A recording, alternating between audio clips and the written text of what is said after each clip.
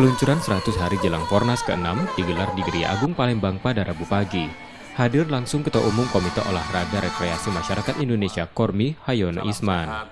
Event ini akan dijadikan Sumsel sebagai pemicu tumbuhnya kembali UMKM yang lama terdampak pandemi.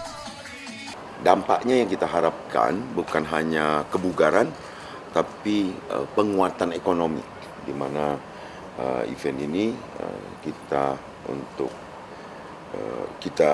manfaatkan untuk pemulihan ekonomi, khususnya UMKM dan IKM yang sempat terkontraksi karena COVID-19.